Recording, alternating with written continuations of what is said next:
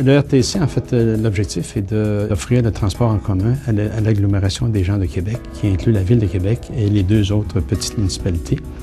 Et à ce moment-là, nous avons en fait environ 1500 employés, 109 circuits d'autobus, et à ce moment-là, nous transportons à chaque jour 66 000 personnes environ, avec une flotte de 550 autobus. Nous sommes la 2e société de transport en importance au Québec après Montréal. Au RTC, il y a 4 comités santé-sécurité. Il y a le groupe chauffeur, entretien, bureau et inspecteur répartiteur. Un des rôles du comité de santé-sécurité, c'est d'analyser les accidents de travail et en faisant ça, on s'est rendu compte que les accidents les plus graves étaient causés par le siège du chauffeur qui tapait au fond, entre autres. Ces gens-là passent 8 heures par jour dans les rues et malheureusement, les rues ne sont pas toujours très bien aménagées, donc ça cause certains problèmes pour eux, des lésions à ce moment-là dues à la suspension, à ce moment-là des problèmes au cou et également au dos. On n'a pas eu le choix de développer une nouvelle technique, une nouvelle sorte de banc pour diminuer les accidents qui étaient causés par les bancs. On a mis sur pied un comité qui comprenait des chauffeurs, des carrossiers, des gens des ressources humaines, des gens des opérations, un kinésiologue. Tout le monde voulait avancer dans la même direction, vers le même but, c'est-à-dire avoir un banc qui était, 1, sécuritaire pour les chauffeurs et 2, facile d'entretien. On a travaillé tous ensemble avec une compagnie de Windsor, la compagnie Boltar, qui nous a aidés au niveau ingénierie. En partant des idées qu'ils nous ont apportées, on a apporté d'autres solutions, puis d'autres designs, puis d'autres idées, puis ça a tout été mis ensemble, puis aujourd'hui on a un Moses de beaux produits. C'est un banc qui est complet, il s'ajuste vraiment de partout.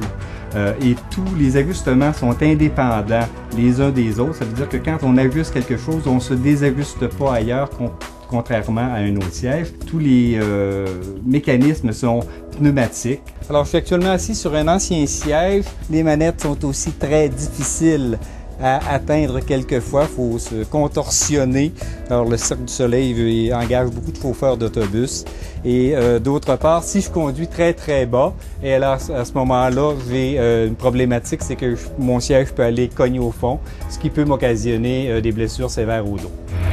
Alors voici le nouveau siège avec tous ces ajustements. Comme vous pouvez voir, ils sont multiples et la longueur de l'assise avait déjà été ajustée en fonction de ma longueur de jambe.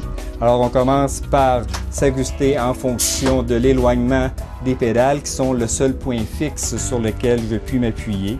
Ensuite, j'ajuste l'angle du coussin sur lequel je suis assis.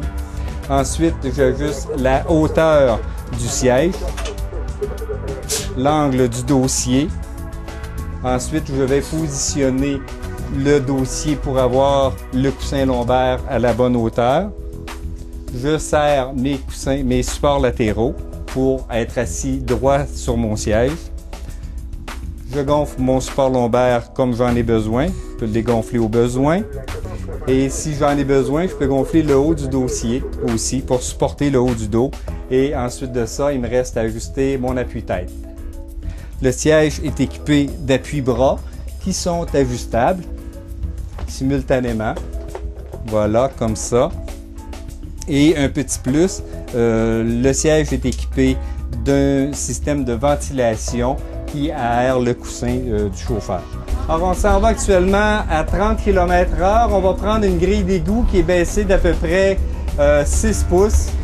Et voilà, on sent rien. La suspension absorbe totalement tous les chocs. Devant le résultat, il y a eu le fait qu'en plus, on évite beaucoup de blessures pour les chauffeurs. On espère que ça va être reconnu partout. Puis on est doublement content parce qu'on y a mis tout notre cœur. Mais